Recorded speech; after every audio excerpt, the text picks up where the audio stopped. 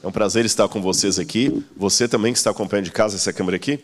Você que está acompanhando de casa, que a graça e a paz do Senhor Jesus Cristo esteja com você. E esse é aquele momento chave para você mandar uma mensagem para sua mãe, para sua tia, convidar para assistir, porque nós temos uma palavra muito importante para ser colocada aqui, que não é uma palavra humana, mas é uma palavra inspirada por Deus. Eu estou falando da Bíblia Sagrada. Amém? Eu quero agradecer a todos os que estão visitando aqui. Eu não sei, porque eu já fiz várias semanas de oração nessa igreja, mas já passaram tantos anos, desde a última vez que eu estive aqui, que há pessoas que eu nem conhecia. Alguns que são membros, outros que são visitantes. Todos são muito bem-vindos. Mas eu não sei se vocês receberam esse recado. O sermão que vocês deveriam perder é o de hoje. Porque o de amanhã é mais importante que o de hoje. Ah, não falaram isso para vocês? Lamento, então. Agora que vocês já vieram, vamos assistir esse sermão e amanhã tem outro. Tá bem? Mas o de amanhã é mais importante ainda que o de hoje. Quero, então, agradecer a todos. Eu quero fazer uma menção especial aqui. Você sabe, a gente não deve fazer nenhuma discriminação por cor, por raça, por... Só tem raça humana, né? Por cor, por etnia, por status social. Mas existe um tipo, não de discriminação, mas de destaque, que eu acho que não é pecado dar. Não é isso? E eu tenho uma família aqui que fez parte da minha conversão lá na igreja. Eu quero agradecer muito. Nós temos aqui o Marcos Sampaio, a Leica, a Cíntia. Eu não sei se o Júnior está assistindo a gente também aí, Júnior. Eu não conheço a sua esposa ainda, mas se tiver, que você também se sinta incluído aqui. Essa família, a família Sampaio, me recebeu tão bem lá na igreja da Santa Inês, em Belo Horizonte, há alguns anos atrás. Eu sou arqueólogo. E eu acho que Leica e Marcos deve ser uns 15 anos que nós não nos vemos, se eu não me engano. Não é isso? Mas é um prazer vê-los aqui novamente. Tá bom? Fico muito feliz, Cíntia. Obrigado por tê-los trazido. Mas desculpe-me, eu devia ter falado que era para trazer amanhã, porque o sermão de hoje... Mas agora que você já veio, fica aí até o final. Amanhã você volta. Meus queridos, como introdução ao tema que eu vou falar de hoje de manhã, deixe-me explicar duas coisas para vocês. A primeira delas... Bom, minha esposa já foi... Agora você pode levantar, meu bem, porque aquela lá estava com uma criancinha no colo. Pode ser um prenúncio, não sei, né? Minha esposa Laura, viu? Que sempre me acompanha aí. Por que eu estou trazendo esse assunto e como vou desenvolvê-lo? Esse tema de lições de Daniel, eu dividi em 4 partes. Como nós só tivemos condição de fazer meia semana, quinta e sexta e sábado vai ser um outro sermão, então vou falar de 2 partes hoje, 2 partes amanhã. Tudo bem? Então não se preocupe quando entrar na segunda parte ali, não. Procurarei não cansá-los. Além disso, por que essa insistência de falar de Daniel? Existe uma promessa inspirada por Deus que quando os livros de Daniel e Apocalipse fossem devidamente estudados na igreja, se produziria um reavivamento como nunca antes aconteceu. Eu acredito nessa promessa. Por isso que vira e mexe, eu estou falando de Daniel e Apocalipse. E a terceira e última coisa, como introdução a essa temática, é a seguinte, irmãos. Eu sou uma pessoa muito questionadora, eu tenho uma mente inquieta. Eu acredito em milagres, só que a minha régua é um pouquinho mais alta. Eu acredito em profetas, só que a minha régua é um pouquinho mais alta. Vocês entenderam? Como é que nós, com base nisso, vou fazer a pergunta, como é que nós podemos ter a certeza que estamos realmente no tempo do fim? Falar de crise, de guerra, de fome, de terremoto, essas coisas existem desde que o mundo é mundo. E se eu falar com vocês aqui, irmãos, olha o que está acontecendo na América, olha o que está acontecendo no mundo, olha as catástrofes, Jesus está perto de voltar. Aí você vai se lembrar que seu pai falava disso quando você era criança, e você está aqui, e alguns vão lembrar daquele pastor que já morreu há 50 anos que falava isso. O que eu poderia colocar de diferente nessa fala para dizer a vocês que, embora eu não tenha a data da volta de Jesus, gostaria de ter. Mas se o Senhor não deu essa informação, Ele sabe melhor do que eu. Eu não sei quando Jesus vai voltar. E trabalho com a possibilidade do equívoco. Temos a chance de amanhã eu ficar idoso, com um aluno meu me substituindo, mas também temos a chance dessas crianças aqui não chegarem à adolescência. E o que tem me feito refletir a ponto de querer estudar mais ainda sobre Daniel e Apocalipse? Sim, de fato, sempre houve guerra no mundo, sempre houve terremotos, sempre houve briga, sempre houve confusão, crise moral, existencial, isso é verdade. Mas existe um detalhe que eu não sei se os irmãos já perceberam, que só poderia cumprir agora. Quando você lê Apocalipse capítulo 12, especialmente capítulo 13 em diante, você vê que os movimentos que a Bíblia coloca ali são movimentos universais. A marca da besta não cairá num planeta, num país. Ela cobrirá todo o planeta Terra. Esse governo do anticristo, ele não será um governo de um país. Ele vai comandar o mundo inteiro. Isso é o que diz a Bíblia. As 3 mensagens angélicas também vão ter que rodar o mundo inteiro. Não é para um país, não é para um povo. Agora, quando na história da humanidade tivemos um movimento literalmente global? Nunca. Até recentemente. Nunca. Mesmo aquela história de Daniel capítulo 2, que você conta lá da estátua de Daniel, que a gente chama de os reinos universais, a gente chama de reinos universais, mas não foram, porque a Babilônia não dominou a África do Sul. A Medopérsia não dominou o Império Azteca. A Grécia não dominou na Itália. Se você olhar os mapas nem Roma dominou o mundo inteiro. Se você olhar os mapas, são sempre localizados. Chamamos de impérios mundiais, mas literalmente eles não foram mundiais. O Japão não esteve sob domínio de nenhum dos impérios de Daniel. Quando você estuda na história sobre a Primeira e a Segunda Guerra Mundial, a rigor, não foi guerra mundial. A Argentina participou da Primeira e Segunda Guerra Mundial? Não. A Angola participou da Primeira e Segunda Guerra Mundial? A África do Sul? Então a gente chama de guerra mundial, mas a rigor, nenhuma delas foi guerra mundial.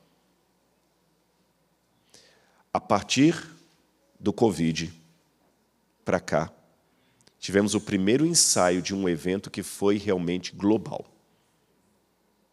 Porque o palestino usou máscara, o israelense usou máscara, o Irã usou máscara, o americano usou máscara, o tailandês usou máscara, o chinês usou máscara. Realmente, foi o primeiro evento da história da humanidade, desde o dilúvio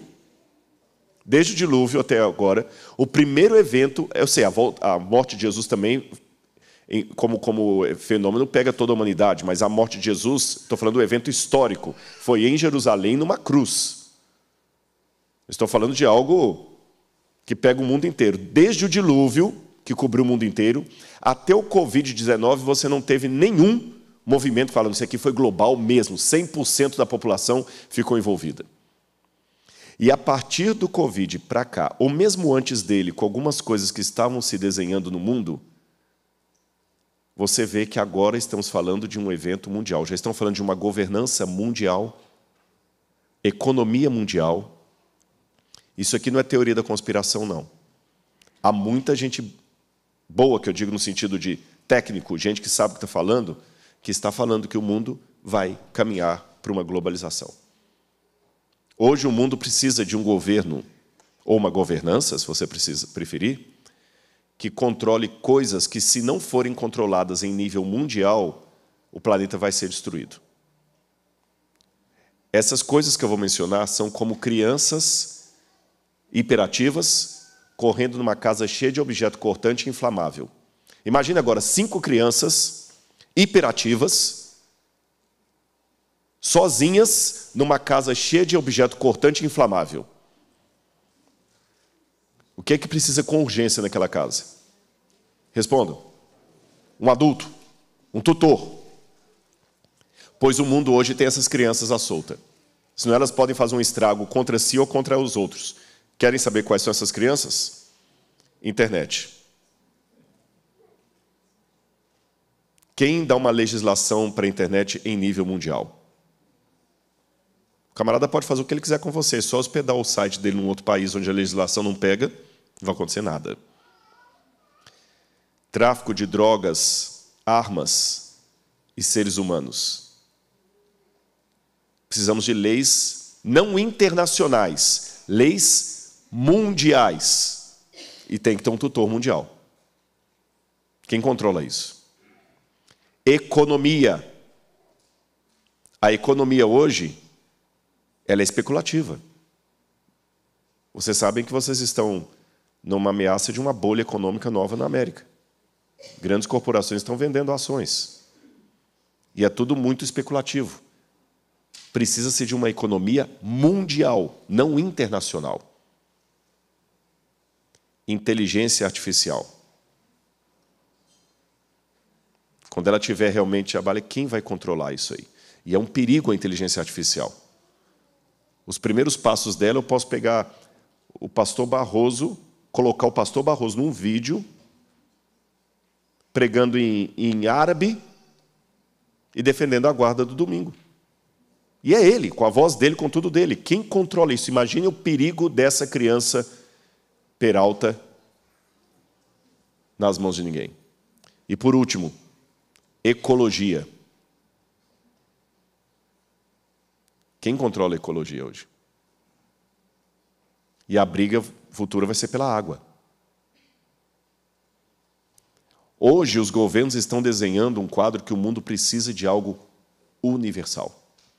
Então, desde Noé até o século XXI, não tivemos outro evento mundial, nem perspectiva de evento mundial como estamos tendo agora. Ou seja, eu posso estar enganado. Ela pode chegar à fase adulta, essa criança que está aí do seu lado. Eu posso estar enganado. Mas sabe quando você vê que eu nunca vi na história pregressa tendências mundiais como estou vendo agora? E para que o Apocalipse se cumpra, a junção religiosa, governamental, tem que ser em nível mundial. Eu pensava antes assim, mas quando eu entrei para a igreja, Marcos, lá naquela época a gente estava lá assistindo os cultos de Daniel lá sobre o Apocalipse, eu falava assim, mas peraí, mas como é que vai poder controlar quem compra e quem vende? Porque hoje um traficante, qualquer dinheiro é dinheiro. Não tem muita gente que pega dinheiro sujo? Se eu tiver um pouco de dinheiro guardado na minha casa, o cara, não vou dar esse dinheiro para você, não, porque você guarda a lei de Deus. Não, eu tenho dinheiro, eu compro. Só que, como estão desenhando a economia, não vai poder comprar e nem vender quem estiver fora do sistema.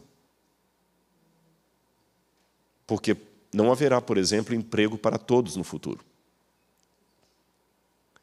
As expectativas, e o Val Harari é um dos que fala sobre isso, as expectativas são que até 2050, 2030, pelo menos 35% dos empregos que hoje existem já desaparecerão.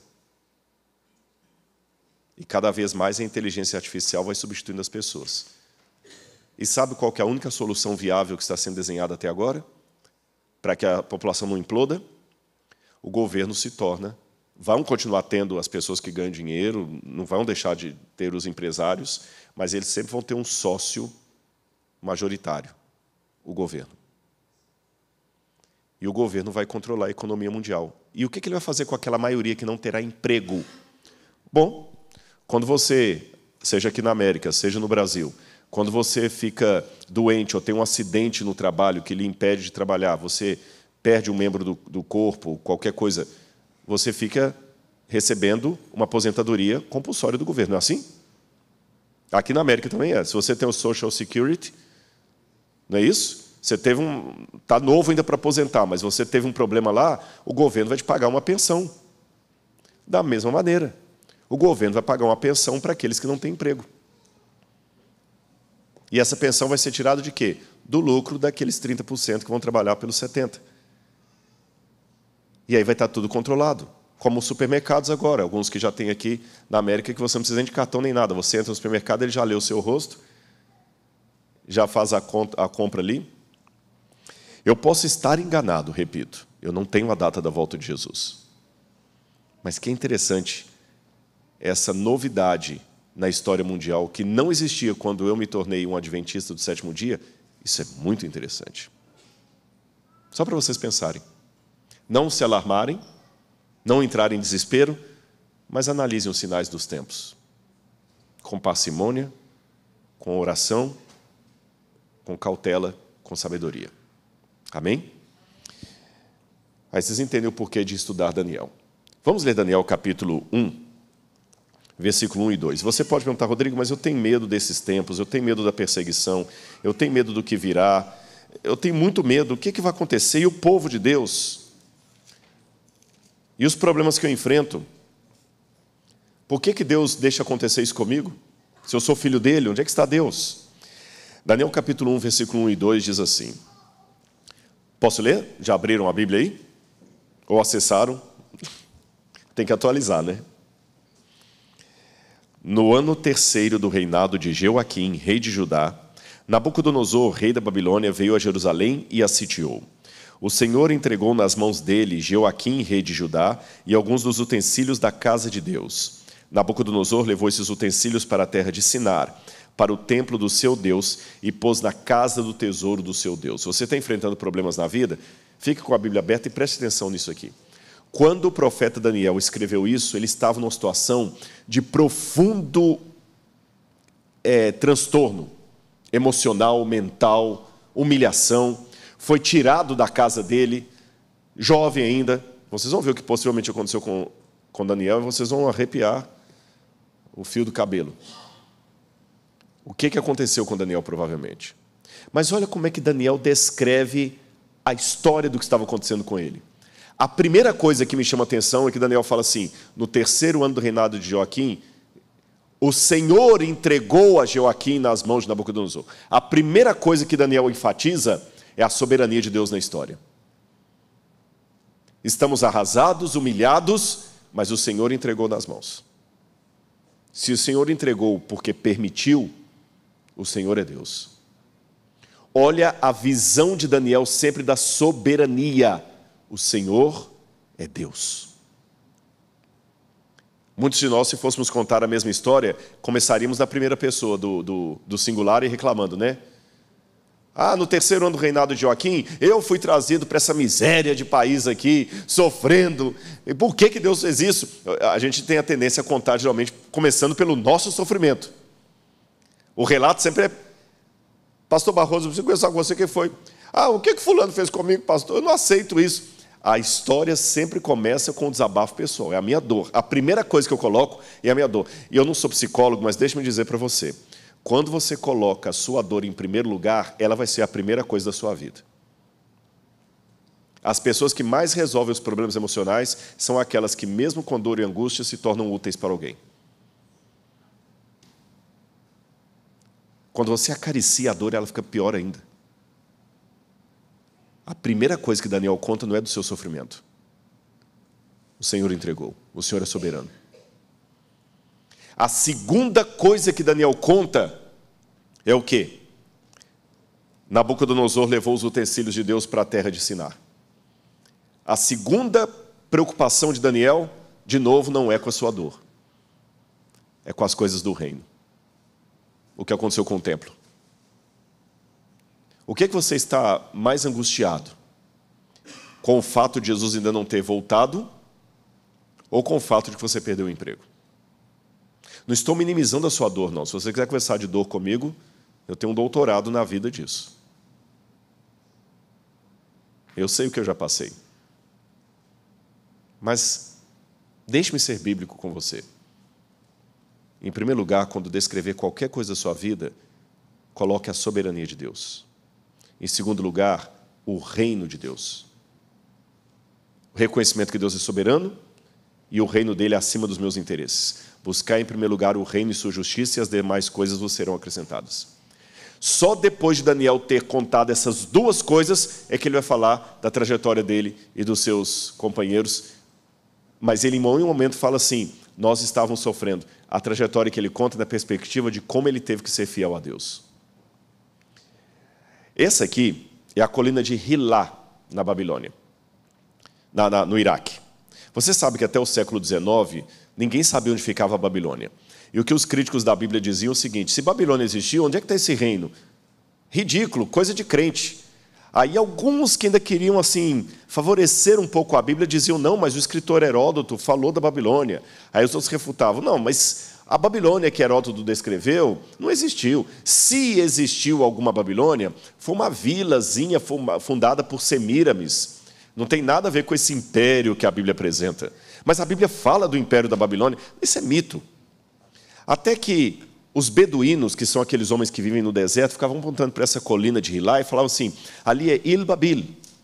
Il-Babil, colina da Babilônia. Mas será?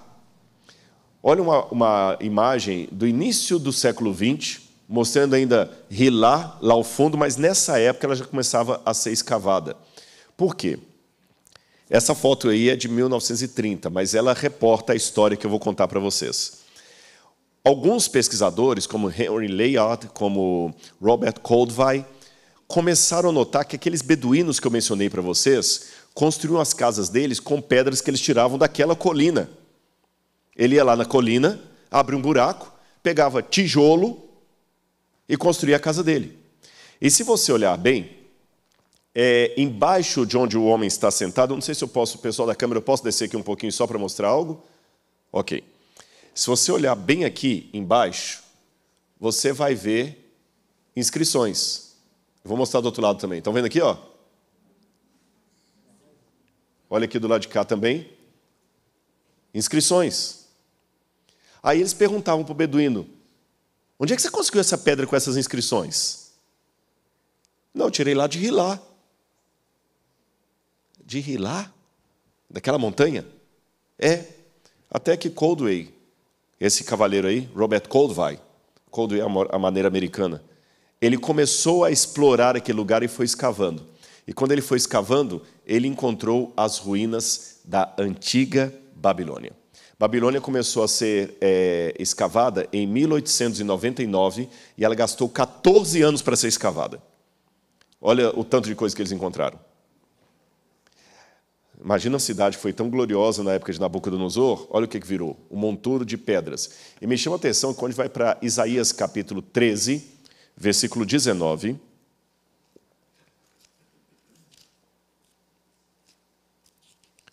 Isaías,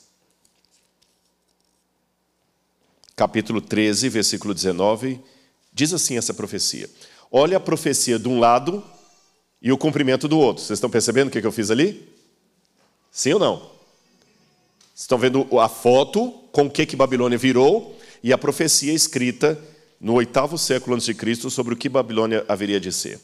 Babilônia, a joia dos reinos, glória e orgulho dos caldeus, será como Sodoma e Gomorra quando Deus a destruiu. Só que hoje é fácil abrir essa Bíblia aqui na igreja, mostrar para vocês a foto arqueológica, o que Babilônia virou, e falar assim, está vendo como é que a palavra de Deus se cumpre? Você, amém, aleluia, eu vou até fazer uma música sobre isso. Só que é fácil hoje. Na época que o profeta Isaías escreveu isso, era tão estúpida essa profecia, que ela parecia uma coisa tão ridícula quanto falar de terra plana, ou de ETs. Esses dias eu vi uma dessas teoria da conspiração, e há gente que acredita nisso aqui. Talvez alguns que já nasceram aqui na América ou vieram muito pequenos não vão saber, mas os adultos vão saber. Sabe a caneta Bic? Aquela caneta azul? Tem uma teoria, é tão ridículo, mas tem. Eu preciso usá-la para ilustrar o que eu quero dizer de Isaías, que diz que a caneta Bic são seres de outros planetas que estão aqui em forma de caneta.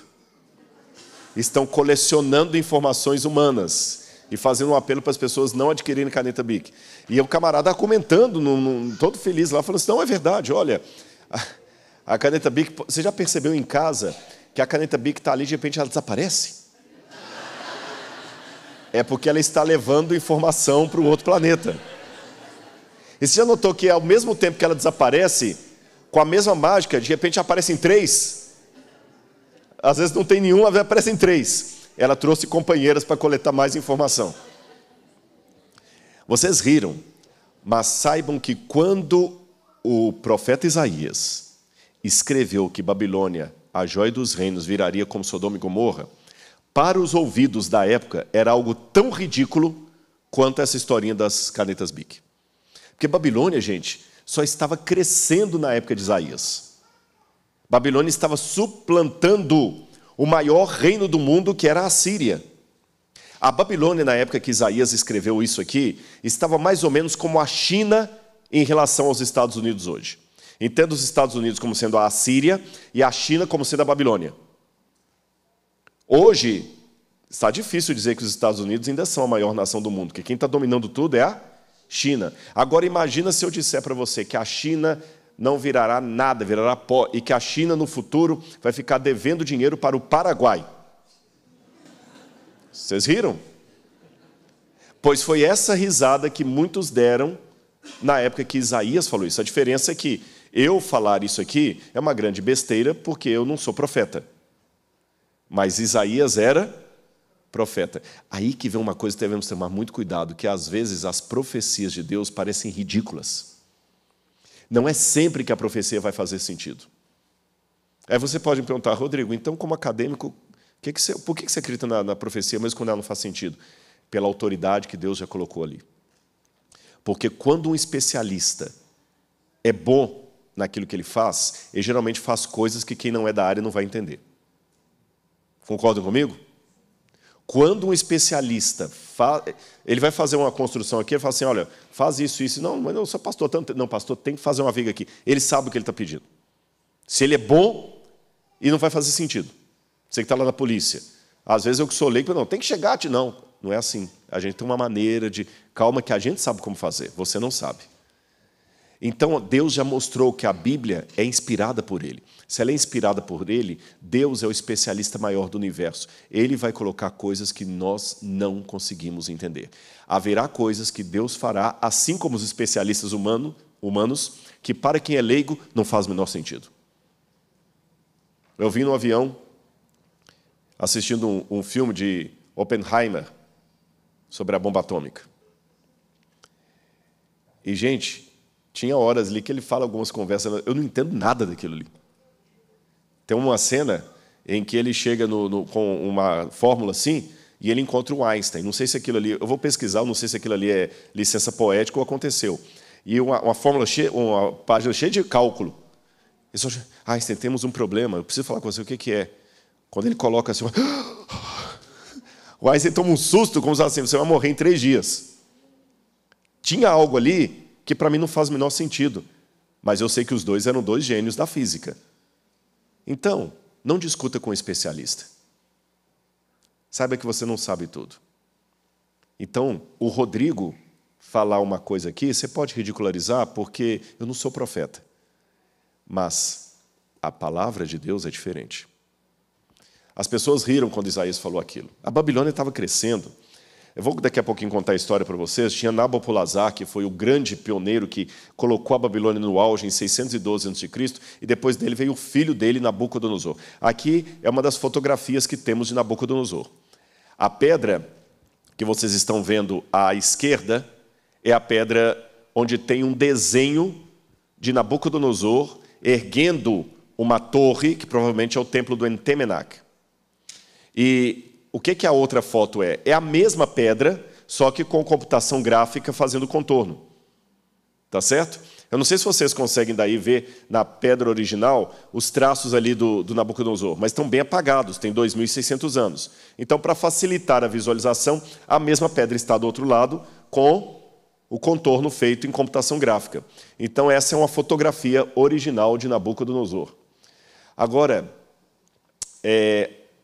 uma coisa importante para nós entendermos, essa construção dessa torre, Heródoto falava disso, muita gente, Flávio Joséfo, provavelmente era uma forma que Nabucodonosor tinha de reerguer a Torre de Babel. Porque a Babilônia, olha que incrível isso, ela foi um poderoso império no 18º século a.C., na época de Hammurabi. E mesmo antes, quando ela começou como Babel. Só que a Babilônia caiu, se tornou em destroços. Marduk, o principal deus da Babilônia, foi arrasado, humilhado. E quando Nabopolassar e o seu filho Nabucodonosor erguem a Babilônia, na verdade não foi algo inédito, foi o renascimento. Tanto é que, em termos históricos, o correto é dizer Neo-Babilônia. Olha que coincidência, aqueles que conhecem as profecias do Apocalipse façam a junção ali. A Babilônia foi o império que era, deixou de existir porque sofreu um golpe de morte e reviveu. No Apocalipse, João vai usar a mesma linguagem para descrever outro poder no futuro, que teve uma ferida de morte e reviveu. E depois fala, aquele que era, não é e voltará a ser. É a história da Babilônia, ou seja, a Babilônia do passado é o, como eu diria assim, é o alter ego da Babilônia mística do futuro. Está claro para os irmãos? Já que eu falei daquela torre, vocês, de novo vou ter que descer aqui para mostrar para vocês. Aqui nós temos aquela torre que vocês viram no desenho lá, olha. E preste atenção nessa torre, porque ela vai ter um detalhe importante para o final dessa palestra. Aqui você tem o Palácio de Verão de Nabucodonosor, os Jardins Suspensos da Babilônia, e aqui você tem tanto a Torre do Entemenac, o Templo de Esda e Esagla, e o complexo aqui que era chamado do Templo do Deus Marduk. Aqui estava a avenida principal da Babilônia, que tem até a Porta de Estar, que hoje está lá no Museu Pérgamo, em Berlim, a avenida principal. E aqui você tem o Palácio de Verão de Nabucodonosor, os Jardins Suspensos, o rio Eufrates que passava no meio da cidade, e aqui a Torre do Entemenac e o complexo do Templo do Deus Marduk. Decore esse nome, é o deus mais importante da Babilônia.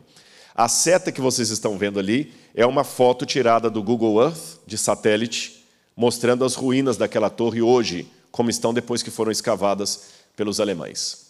Ali encontraram também uma coisa interessante, que um dos símbolos da Babilônia era o leão.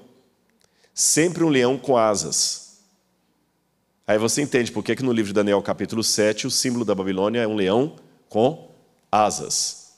Agora, você sabe, o Salmo 137, eu não vou lê-lo aqui, para ganhar tempo, mas é o salmo em que os judeus demonstravam, de maneira poética, a dor de terem ido como exilados para a Babilônia.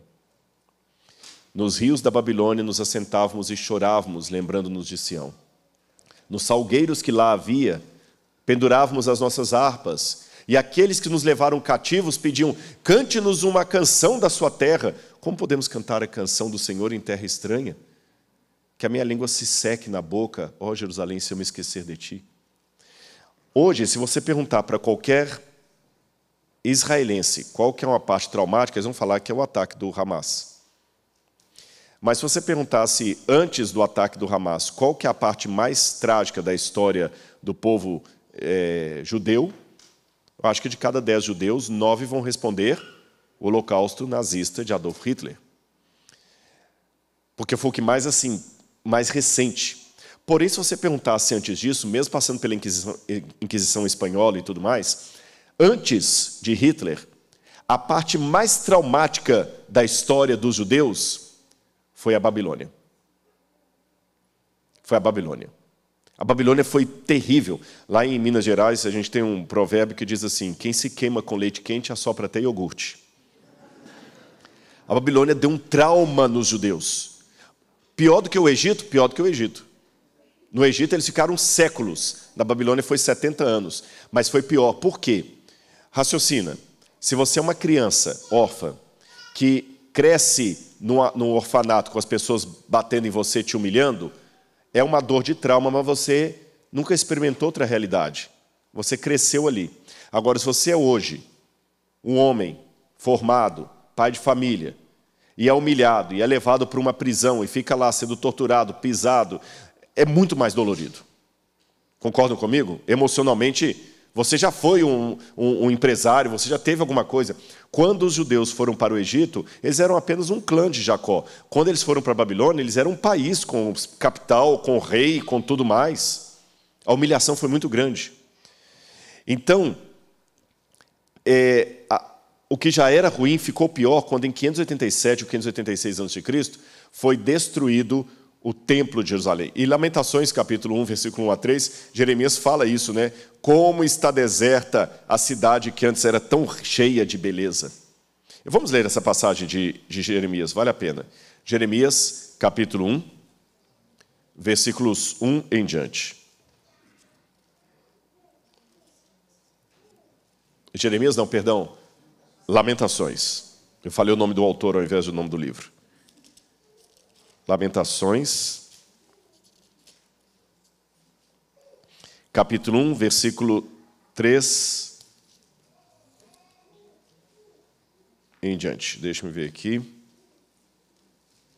Judá foi levado ao exílio, afligido e sob servidão, agora habita entre as nações, sem encontrar descanso. Todos os seus peregrinos a apanharam nas suas angústias. Os caminhos de Sião estão de luto, porque não há quem venha à reunião solene. Todas as suas portas estão desertas. Os seus sacerdotes vivem gemendo, as suas virgens estão tristes, e ela mesma se acha em amargura. Os seus adversários a dominam. Olha a humilhação. Agora, já que eu estou falando da humilhação, eu quero que vocês entendam psicologicamente quem estava na época ali. Deixa eu só ver que tem uma mensagem para mim aqui. Deixa eu ver. Ah, eu não sabia, obrigado. Ela me falou, quando eu apontar para um, já aparece para o outro automaticamente. Inteligência artificial, tá vendo que ela é perigosa? Obrigado, viu? E tá vendo também como é que é bom você admitir o que você não sabe? Percebeu? Você pode ser bom no que você é, mas na outra coisa você não entende nada. Isso aqui deve ser a informação primária para quem mexe com o computador. Então, deixa o especialista saber mais do que você. É uma questão de inteligência.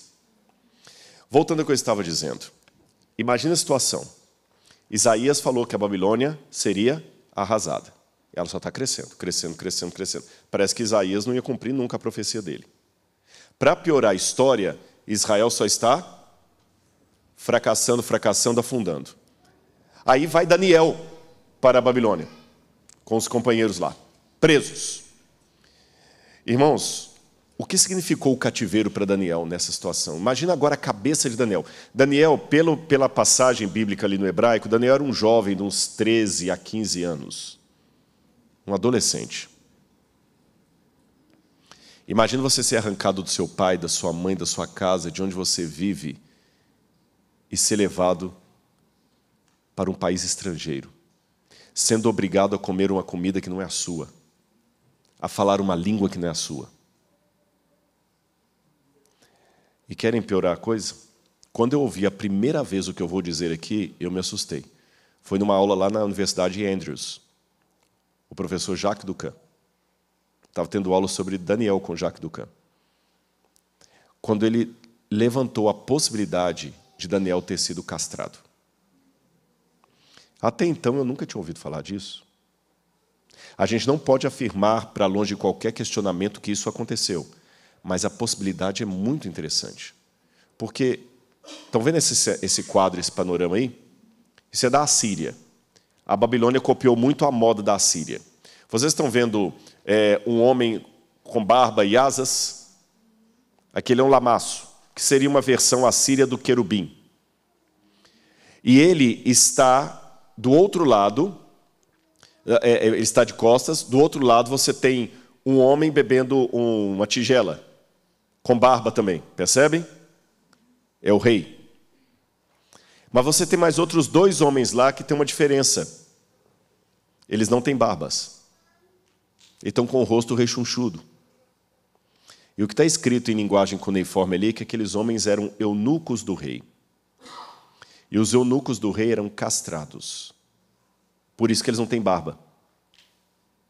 Porque não produziam mais testosterona, não tinham mais barba, ficavam mais gordinhos, voz fina, e não tinham mais nenhum desejo. Vocês entendem? Por que os reis faziam isso? Porque quando um rei conquistava um país, ele queria colocar os membros da família real daquele país para servi-lo. Sabe por quê? Ora, quem sabe dar um nó de gravata, um nó italiano? Somente alguém que já acostumou a usar uma gravata italiana. Para os que apreciam o vinho, não é o meu caso, quem pode ser um sommelier real? Alguém que está acostumado a tomar vinhos reais. Ele tem o paladar refinado. Quem pode jogar comigo um jogo que só monarcas podem jogar? Alguém que um dia foi monarca. Então eu preciso de pessoas da família real trabalhando para mim. Só que, geralmente, são rapazes bonitos. Eu tenho esposa, tenho filhas. Você já imagina o que pode acontecer, né? Então, castram-se esses rapazes, porque assim não tem perigo dentro de casa para minha esposa e para as minhas filhas. Eles nunca mais voltarão ao país deles como reis, porque uma vez castrados, eles não poderão ser reis. E Daniel e seus companheiros eram da família nobreza. E quem cuidou de Daniel na Babilônia? Chefe de quem? Dos eunucos. Normalmente, o chefe dos bombeiros prepara bombeiros. O chefe dos enfermeiros prepara enfermeiros. O chefe dos pastores prepara pastores. O chefe dos eunucos prepara eunucos. Daniel quase certamente nunca se casou nem constituiu família, nem ele nem seus companheiros. Por quê? Quando os companheiros foram jogados na fornalha ardente, Daniel na cova dos leões, isso geralmente era feito, jogava a família inteira da pessoa. Tanto é que quando Dário vai jogar na cova dos leões os inimigos de Daniel, jogaram eles com as esposas e os filhos. E Daniel foi jogado sozinho. Até porque ele não tinha esposa e filho. Os 3 companheiros de Daniel também foram jogados na fornalha ardente, sozinhos, sem esposa e filhos. Então, provavelmente, eles não eram casados.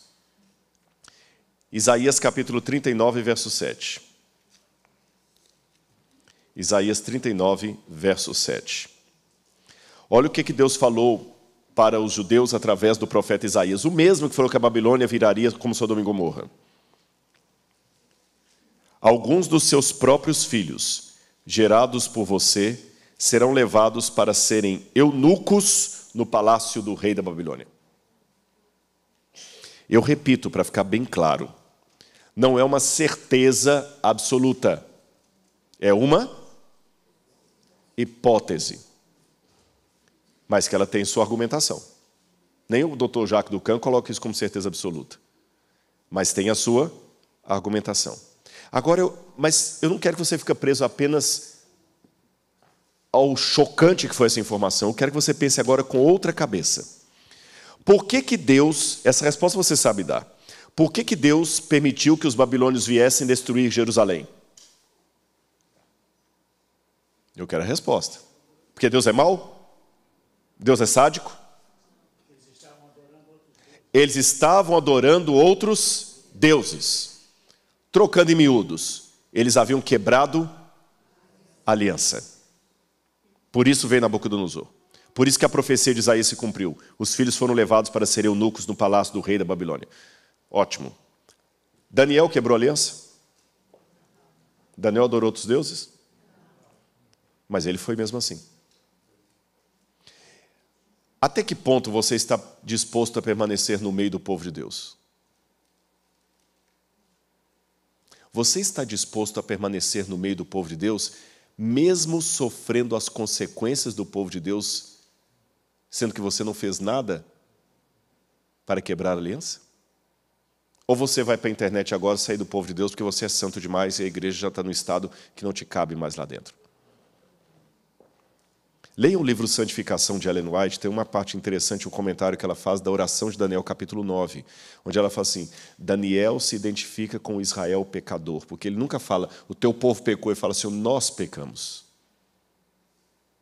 Não é colocar panos quentes nos erros da igreja. Daniel admitia os erros do povo, mas ele não deixou o povo de Deus, mesmo sofrendo as consequências da quebra da aliança, que ele não fez parte. Ele não adorou outros deuses. E foi para lá como se fosse um idólatra sendo punido. Ele não quebrou a aliança. E sofreu com todos os que quebraram a aliança. Até que ponto você está disposto a permanecer no meio do povo de Deus? Agora, para você entender todo esse enredo, eu estou colocando várias coisas aqui. A profecia de Isaías que parecia absurda.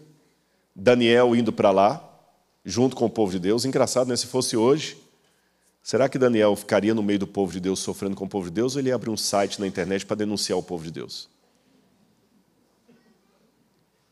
Qualquer semelhança não é mera coincidência.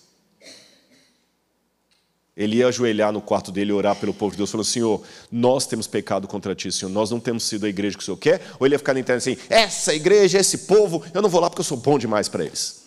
Deixa a Babilônia levá-los, eu vou ficar aqui. O que aconteceu? E o que é pior, irmãos, eu não quero que vocês vejam isso da perspectiva apenas de hoje, não. Eu quero que vocês façam um exercício mental comigo aqui agora. Nós vamos voltar mentalmente no passado, apenas imaginativamente, para que você entenda psicologicamente qual foi a época, a circunstância daquele povo ali. Vocês entenderam? O que aconteceu antes do cativeiro?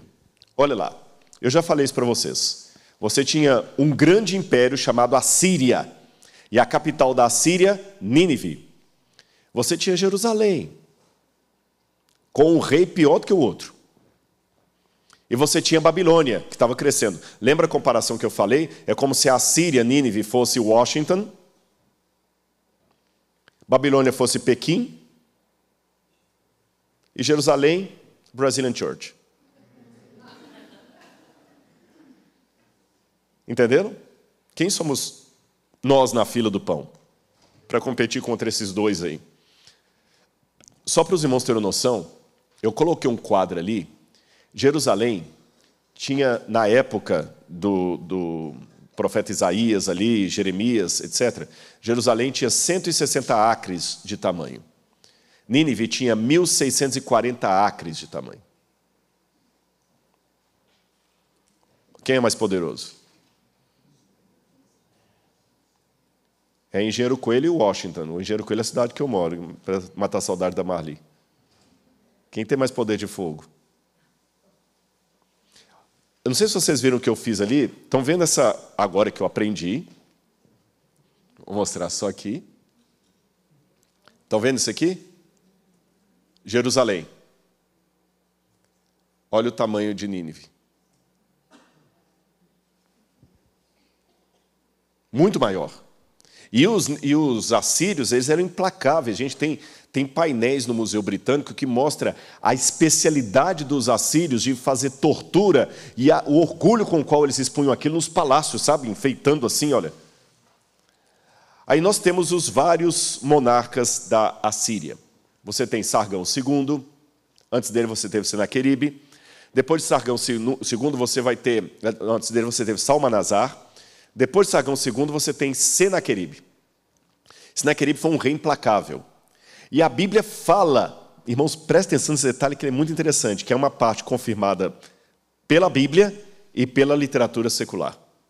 O Senaqueribe foi aquele rei que humilhou Ezequias, cercou Jerusalém e voltou para casa sem destruir Jerusalém, como o profeta falou que iria acontecer.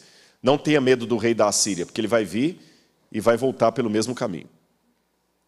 Só que o Senaqueribe, ele era muito orgulhoso. E enquanto ele estava adorando na casa do Deus dele lá, ele foi morto a pancadas pelos 2 filhos dele.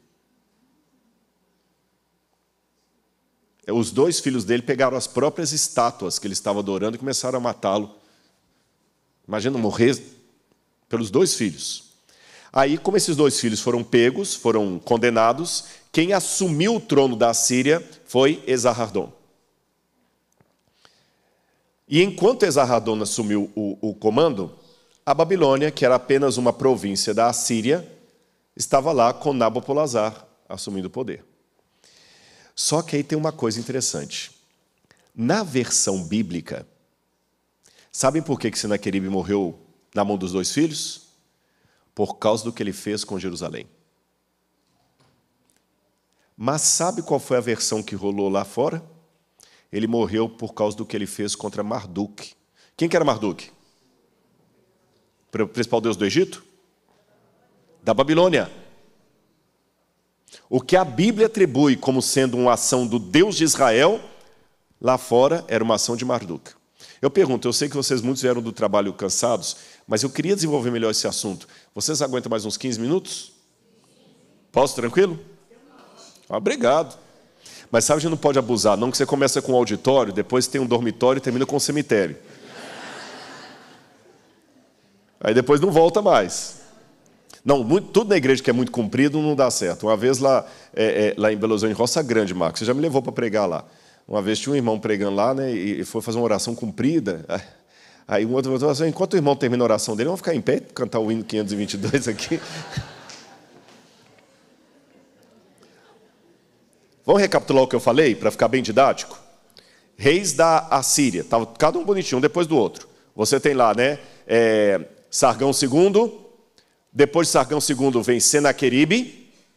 Senaqueribe foi morto a tiros. Não? Os filhos mataram. Com as estátuas que ele estava adorando. Vou contar uma coisinha para vocês. Que, aliás, tem até participação americana nisso também. Lembra quando, lá no Iraque, o Estado Islâmico estava atacando lá e tropas americanas foram para lá para combater o Estado Islâmico, aquela coisa toda? Em Nínive, havia uma mesquita que é chamada de Mesquita do Profeta Jonas. E os próprios terroristas do Estado Islâmico explodiram essa mesquita. Quando eles explodiram a mesquita, são os jornais, podem procurar depois no Google, você vai achar. Quando eles explodiram essa mesquita, eles encontraram um túnel que ninguém tinha encontrado ainda. E os arqueólogos foram explorar, esse túnel era uma câmara secreta de adoração da época de Senaqueribe, que dava para onde? Para um santuário particular dele. Então a gente deduz que ele foi morto nesse lugar. Agora, quando ele foi morto, Esarhaddon assume o poder. Aí vem a parte que eu não contei para vocês. Sabe por que Marduk ganhou mais pontos ainda nessa época? Esarhaddon, o homem mais poderoso do mundo, porque era o novo rei da Assíria, o presidente dos Estados Unidos na época, para fazer a comparação, ele se converteu ao deus Marduk. E ele falou, Marduk é o meu Deus. E sabe como que o próprio Esarhaddon interpretou a morte do pai dele? Ele falou assim, o meu pai foi morto porque ele arrancou a estátua de Marduk da Babilônia e tirou-a do seu lugar. Então Marduk o puniu. Toda a história agora, Marduk era grande. Por isso que Isaías 37, 38, vai falar que o Senaqueribe foi morto por ação do Deus de Israel, mas lá fora não. Aí, olha que interessante, os deuses oportunistas. Essa pedra que vocês estão vendo aí, ela conta da destruição da Assíria, e essa que é uma versão de Nabonido, e nós temos essa outra versão também de Ciro, e ambas atribuem a queda da Assíria à ação poderosa de Nabonido. Não tinha Deus mais popular, mais poderoso, mais very nice do que Marduk. A juventude da época queria seguir Marduk. Marduk era o cara. Olha que coisa. Alguém sabe dizer o nome do conquistador da Pérsia que libertou Jerusalém e foi chamado de meu ungido por Isaías? Cyrus. Você sabia que Ciro, nessa pedra que vocês estão vendo aí, nesse cilindro, ele também atribui a glória que ele conquistou ao deus Marduk? Até o homem que veio libertar os judeus falou, eu vou para vocês, eu vou em nome de Marduk. Interessante essa maneira de Deus agir na história. Eu ainda estou construindo o porquê dessa teologia. Mas Deus age na história mesmo que a glória vá para um outro. Eu não sei porquê. Às vezes Deus fala, eu sou Deus. Às vezes Ele deixa a glória para o outro. Deus tem as suas razões. Na época, todo mundo pensava que a ascensão da Babilônia foi Marduk. A queda da Assíria foi Marduk. E o retorno dos Medo-Persas para conquistar o mundo e libertar todo mundo, Marduk. Não tinha espaço muito para o Senhor. E o Marduk, ele era realmente, do ponto de vista humano, do ponto de vista assim, bem carnal, o Marduk ele era muito mais interessante que Javé. Sabe por quê? Eu vou falar principalmente para os homens que estão aqui, mas vale para as mulheres também. Com a era do empoderamento, isso vale para os homens e para as mulheres. O que as pessoas mais querem hoje? Ser forte. Quais são os filmes que mais chamam atenção agora? Se é filme de... Esqueci, esses desenhos da Disney, de de fada, eu esqueci como é que se chama, de conto de fadas. Agora a princesa não é mais o príncipe que salva a princesa. Agora é a menina que é forte e mata o dragão. É a mulher poderosa. O homem também, quem que ele quer ser? Ele quer ser aquele cara fortão, é o falda. Hoje o judeu quer ser representado pelo falda. Depois vocês veem na internet qual é. Não pelo judeu esquelético lá do Hitler, humilhado, cadavérico, feio, não. Hoje, ninguém mais mexe com Israel. Qual que é a frase de efeito dos americanos? Yes, we can do. We can. Yes, we can. Nós somos a América. Nós somos o Brasil. Todo mundo quer ser forte. E Marduk era o Deus forte. Marduk, ele era demonstrado como aquele que destruiu o dragão Tiamat. Preste atenção nesse desenho. Vocês conseguem ver? Isso aqui é um selo que as pessoas ricas tinham na época. E se você rolar o selo, você deixa um desenho impresso aqui, ó. Então aqui é o selo. Isso aqui é um selo. As pessoas hoje não têm um amuleto, às vezes, com um santo ou uma religião, alguma coisa que ele tem, não é isso? Um judeu pode ter uma kippá, um muçulmano às vezes tem aquele rosário muçulmano, alguns cristãos usam crucifixo, os budistas têm também um tipo de... Ou seja, muitas religiões têm o seu elemento de demonstração, não temos? Tanto cristãs como não cristãs. Naquela época também. Era o selo. Mas presta atenção no selo. Ele desenha o Marduk, estão vendo aqui?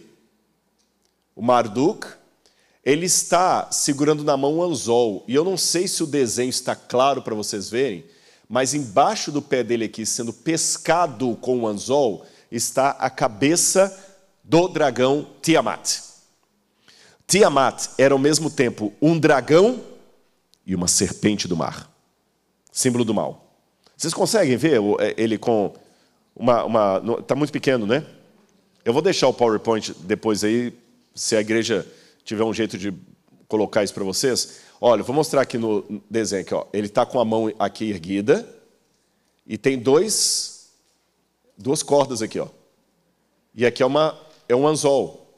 E aqui está a cabeça da serpente. Uma serpente com asas, por isso que ela é chamada de dragão. Agora, por que Jó... Vamos ler essa passagem interessante. Jó, capítulo 41, versículo... Vamos ler lá. Jó, capítulo 41. Olha o que Deus perguntou para Jó. Você é capaz de pescar o monstro Leviatã com um anzol?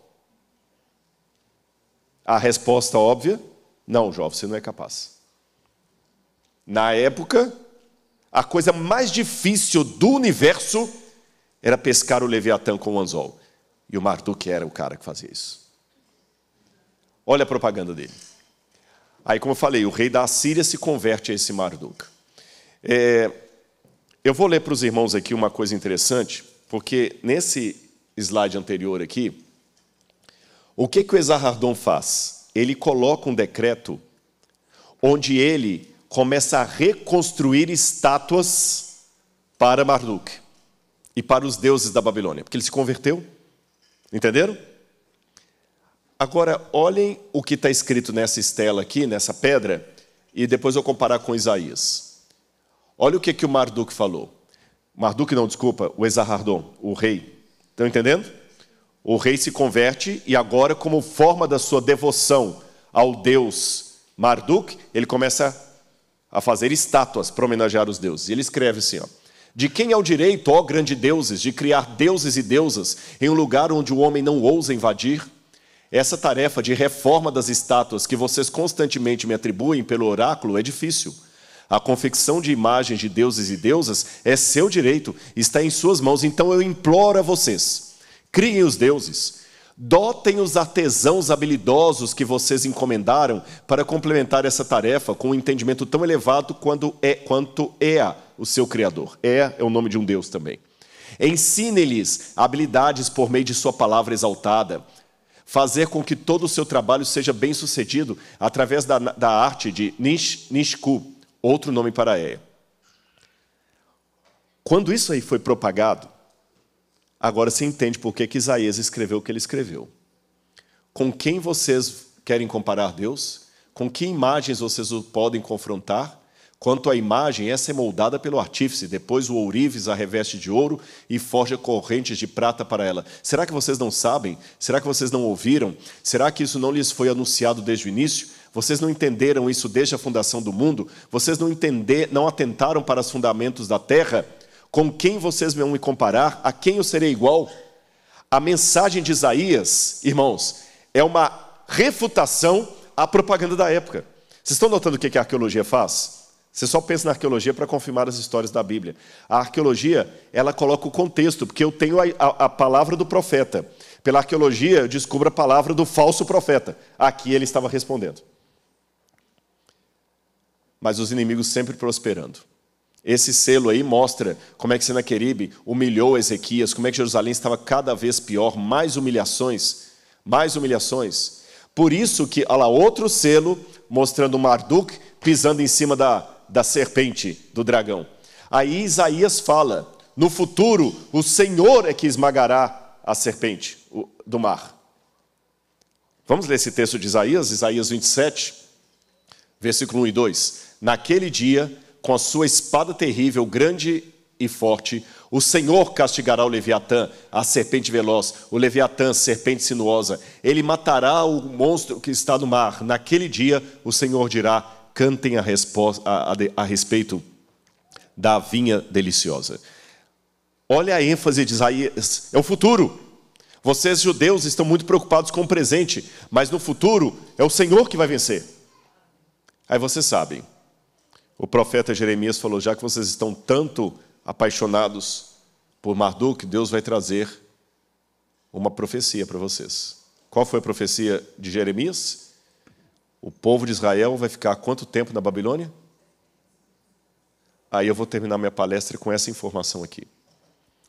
Por que Jeremias falou que o povo ia ficar 70 anos na Babilônia? Vamos recapitular o que eu falei até agora? Senaqueribe morre, Esarhadon assume o poder. De qual império? Assírio. E quando Esarhadon assume o poder, o que acontece de diferente? Ele se converte a qual Deus? Que era Deus dos babilônios. Então ele começa agora a dar muito dinheiro para a Babilônia. Aí a Babilônia vai crescendo. Ele começa a exaltar o Deus principal da Babilônia. E mais, havia uma profecia de Marduk dizendo o seguinte, presta atenção, porque os babilônios não cuidaram da estátua de Marduk, e essa estátua foi tirada do seu local, Marduk decretou que Babilônia deverá ser assolada por 70 anos. Quando o Esarhadon assume o poder, já tinham passado 11 anos dessa profecia. Estão acompanhando o raciocínio? Aí olha o que... Estão vendo esse tablete, essas inscrições que estão aí quebradas? Olha o que elas contam. O deus Marduk, na sua piedade, por causa de Esarhadon, ele inverteu o livro do destino, fazendo com que 70 virasse 11. Então, a partir de hoje, já cumpriu isso, a Babilônia não será mais desolada, será enaltecida. Vou explicar a vocês por que significa isso. Ali você tem a palavra 70, o número 70 em acadiano, escrita com cuneiforme. Se eu viro de cabeça para baixo, ele vira 11. Eu sei que pode parecer extremo, mas você vai entender com essa comparação. Se eu pegar o número 6 e virar de cabeça para baixo, vira 9. Entenderam? Na maneira deles escreverem, se eu pegar o 70 e virar de cabeça para baixo, vira 11. Então, essa profecia que eu mostrei para vocês, ele dizia o seguinte, olha, o Deus Marduk, na sua misericórdia, ele pegou 70 anos de desolação da Babilônia, virou 11, e a partir de agora ela vai crescer. E foi cumprindo, a Babilônia só foi crescendo, crescendo, crescendo, crescendo, crescendo, se tornando cada vez mais poderosa. Aí agora eu vou dar uma pausa para a gente continuar amanhã. Você conhece o mito da grama mais verde? A grama do vizinho sempre é melhor? Como é que vocês acham que estava a cabecinha de muitos judeus da época de Isaías, Jeremias e Ezequiel, vendo a Babilônia cada vez progredindo mais e Judá cada vez afundando mais? Tudo de bom e do melhor estava em Nínive e agora na Babilônia. A gente só estava com o esgoto a céu aberto. Qual Deus que parece que cuida melhor do seu povo? Javé ou Marduk? Se Ciro era amiguinho de Marduk, por que Isaías, 100 anos atrás, desde nascer, profetizou que ele livraria o povo? A pergunta que ele fez: se Ciro era amiguinho de Marduk, por que Isaías, 100 anos atrás, profetizou que ele iria... Eu vou responder essa... Entenderam a pergunta dele? É interessante. Se Ciro, o Ciro que vai libertar o povo de Israel, se ele era amiguinho de Marduk, por que Isaías, 100 anos antes, profetizou que ele seria o libertador? Não é essa a pergunta? Eu vou responder a pergunta dele com uma historinha. E com essa história eu termino a minha palestra de hoje. Dizem que uma vez tinha um crente que ele estava muito mal na vida. Não tinha dinheiro para nada. Desempregado, perdeu tudo, ainda bateram o carro dele. Deu perda total, ele não tinha seguro. E um dia ele estava em casa, comendo arroz requentado, o último ovo que ele fritou e um restinho de refrigerante. Quem for mais antigo vai entender, tubaína. Que o gás já tinha ido embora. Só tinha água ali.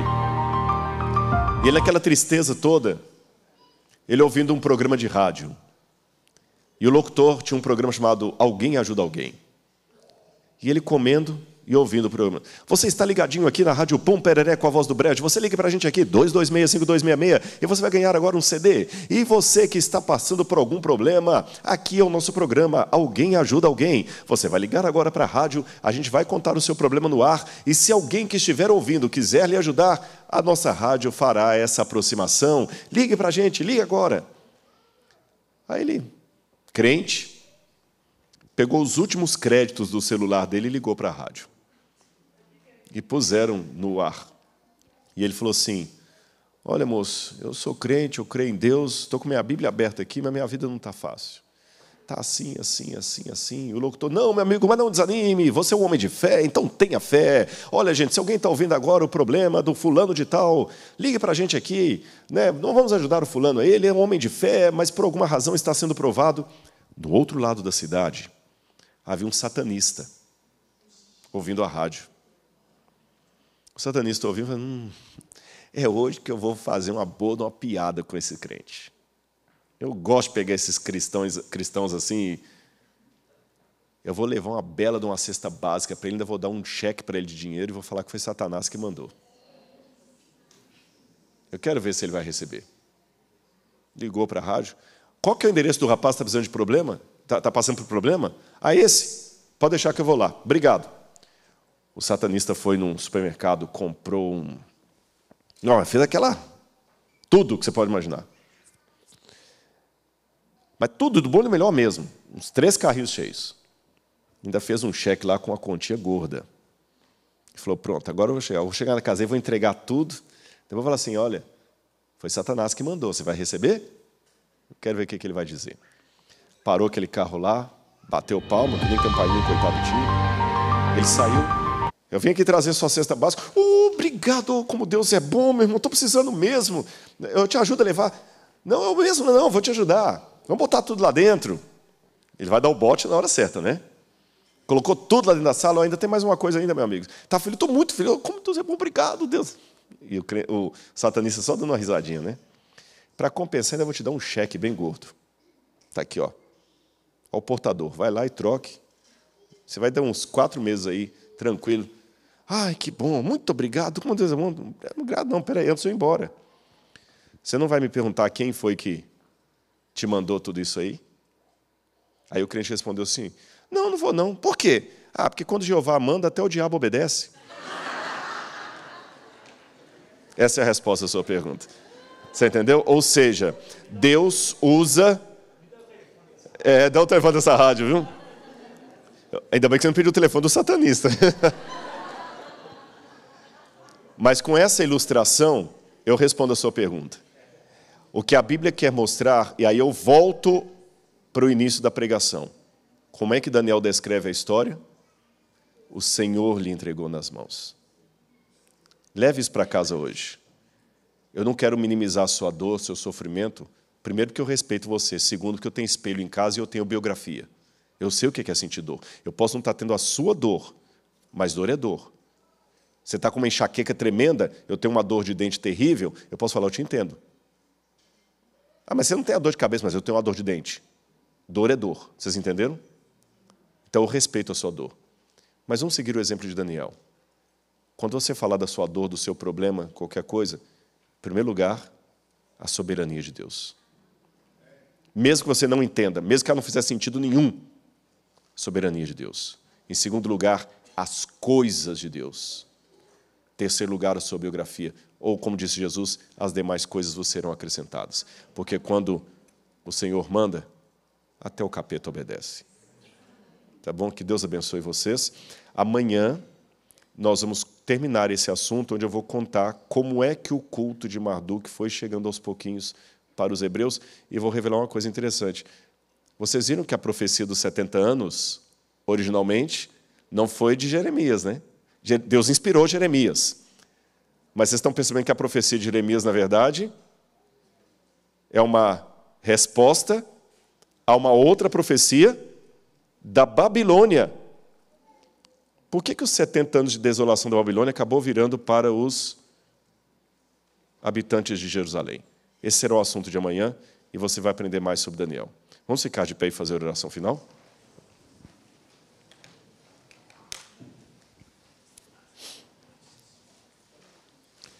Senhor, meu Deus, meu Pai, no sagrado e poderoso nome de Jesus, nós reconhecemos a Ti como o nosso Criador, o Senhor do universo, o soberano sobre o céu e a terra.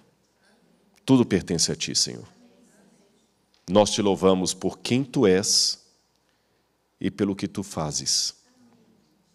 O Senhor é Deus e é Pai. O Senhor é poderoso, mas também tem cuidado de nós. Mas mesmo afirmando isso, Senhor, nós falhamos como povo muitas vezes. Cometemos falhas, cometemos pecado. Tenha piedade de nós, o Teu povo, Senhor. E na nossa biografia pessoal, a nossa dor ainda fica muitas vezes sem sentido, porque a gente vê só o idólatra crescendo. Nós somos levados cativos porque cometemos pecado de idolatria, enquanto que aqueles que nos incentivaram a idolatria parecem prosperar. Nabucodonosor só cresce. A Babilônia expande, enquanto Jerusalém é atacada. A glória da Babilônia brilha, enquanto o rosto dos judeus se empalidece no sofrimento. A profecia parece tão distante do seu cumprimento. Parece que Marduk está ganhando o jogo, Senhor. Mas pela fé, nós sabemos que não está. Porque a Bíblia Sagrada nos dá a visão profética da história desse mundo, que não é medida pela marcha e contramarcha das nações, mas pela providência divina, atuando de uma maneira misteriosa que nós muitas vezes não conseguimos compreender. Traga-nos amanhã aqui, Senhor, para continuar esse estudo, para que eles possam entender um pouco mais do contexto do livro de Daniel. Perdoa os nossos pecados. Em Teu nome nós oramos. Amém. Que Deus abençoe a todos.